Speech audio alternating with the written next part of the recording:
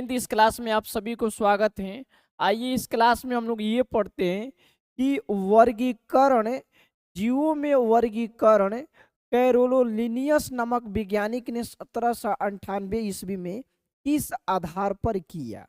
यानी ब्रह्मांड में बहुत सारे जीव उपस्थित हैं, बहुत सारे जीव दुनिया भर में उपस्थित हैं और सभी जीव एक दूसरे से क्या है, किसी न किसी रूप में अलगे अलगे हैं। सभी जीवों में विभिन्नताएं पाई जाती है। ए टू जेड जाति के जीव एक दूसरे जातियों से क्या है, अलग अलग है।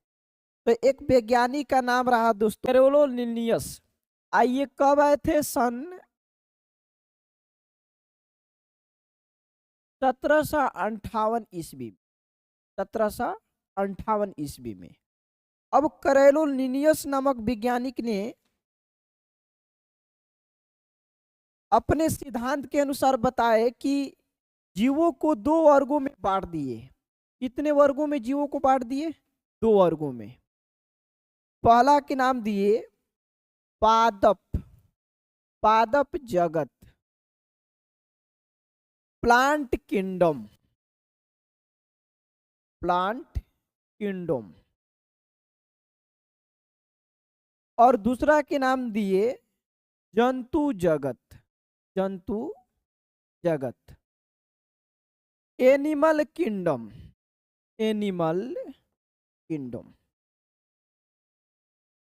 Animal kingdom. तो पहला पादप जगत और दूसरा एनिमल किंगडम। थोड़ा ध्यान से समझिएगा, अब बहुत बहुत अच्छा टॉपिक है।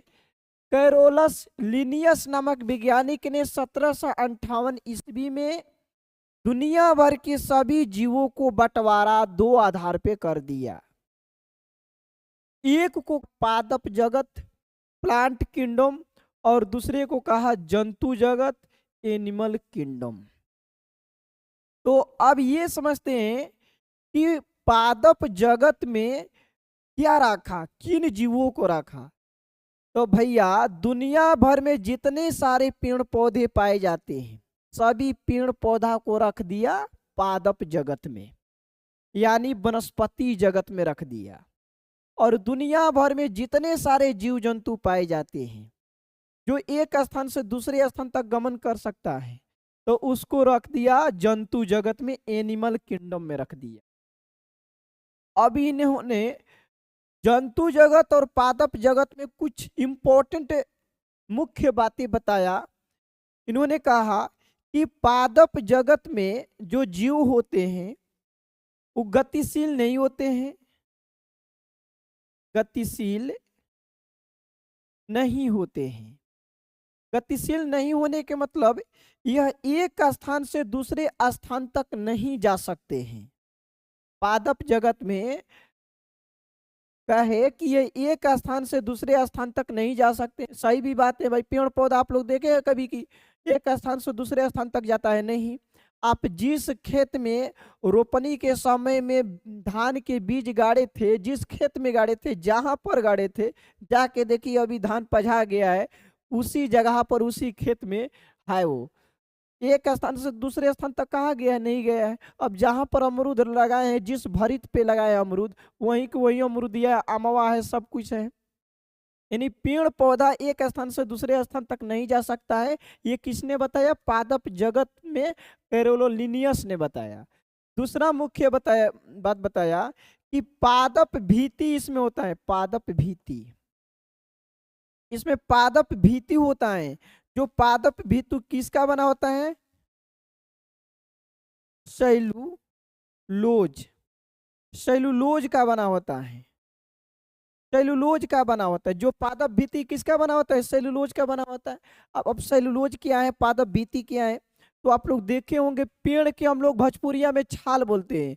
कहते हैं कि पेड़ के छाल देखे, वहां ऊपर के लेयर जो रूखड़ होता है, रूखड़, जिसको हम लोग बचपन के समय में रूखड़ होने के कारण कदम ऐसे पैर रख कर चढ़ जाते थे, पूरे पुलई पात जाकर आम तोड़ के लेकर आते थे, समझ में रहे। वहीं लिपस्टिक पे जाते हैं तो लिपस्टिक में रूखड़े नहीं होते, एकदम पपरी लेकर चिकन होता है, चिकन होता है, तो उस पर पैरवे छटक जाता था, मुंह फूट जाता था। लेकिन अगर आम को देखिएगा, शीशों के देखिएगा, तो इस सब पेड़ पौधा में पादप भित्ति एकदम रूखड़ होता है, रूखड़, जो मजबूत होता है। मजबूत इसलिए होता है क्योंकि सेलुलोज का बना होता है। तो पेड़ पौधा में जो बाहरी छाल होता है, छाल उसका आवरण होता है पेड़ पौधा का, उसको क्या बोलते हैं? पादप भित्ति बोलते हैं। दो चीजें बताया। तीसरा चीज में बताया कि पेड़ पौधा में क्लोरोफिल होता है। क्या होता है? क्लोरोफिल।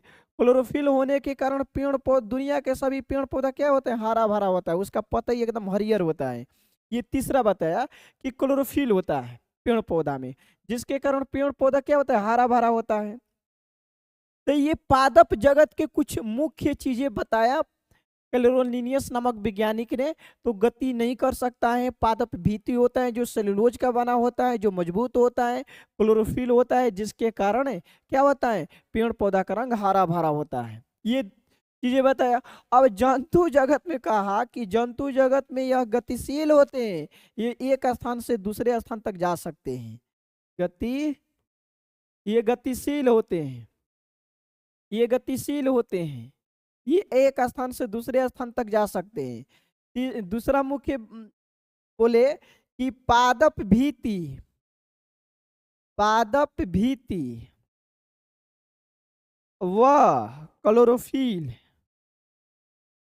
क्लोरोफिल, क्लोरोफिल नहीं होता है। क्या चीज नहीं होता है जंतुओं में? आप सोच के देखिए ना, अगर पादप भित्ति रहता हम लोगों में, ये पूरा हाथ पे पादप भित्ति रहता, ये चामड़ा नहीं रहता। सिसौआ के चाहे अमवा के जो छालवा होते उतना मजबूत मजबूत तो हम लोग के पूरा देहिया पे होता, तो कोई उसे मारता, फाइट से लोहो से मारता चाहे रोडों से मारता, तो एकदम सीना तान कैसे घूमते। ससुरा मारना कितना मार रहा है, चोटें नहीं लगता है। लगता कि जिस तरीके से कछुआ देखे, कछुआ, कछुआ के ऊपर वो खोपड़ी होता है, कितना भी जोर से मारिएगा ना तो खोपड़ी इतना उसका मजबूत होता है तो उसको अंदर चोट नहीं लगने देता है। उस तरीके से हम लोगों का शरीर रहता। अगर पादप भित्ति जंतुओं में पाया जाता तो शरीर एकदम हम लोगों को ऊपर से मजबूत रहता, हड्डियों से मजबूत रहता। तो पादप भित्ति नहीं होता है जंतुओं में, और क्लोरोफिल नहीं होता। अब सोच के देखिए, पेड़ पौधा में क्लोरोफिल पाए जाते हैं तो पेड़ पौधा हरियर बा, और हम लोग में क्लोरोफिल नहीं पाए जाते हैं तो गोर करिया सुंदर सांवला सब है। तो जंतुओं में क्लोरोफिल नहीं पाए जाते, इतना बात याद रहेगा। अब देखिए, जंतुओं में क्लोरोफिल नहीं पाए जाते हैं, पादप भित्ति नहीं पाए जाते हैं, गतिशील ये होते हैं, ये गतिशील होते हैं। ठीक है, तो इतना ही चीजों ने कैलोलिनियस ने बताया है, इतना ही चीजों ने कैलोलिनियस ने बताया। तो मैं, आप लोग स्क्रीनशॉट ले लीजिए और समझ में आ गया होगा तो कमेंट। जय हिंद साथियों।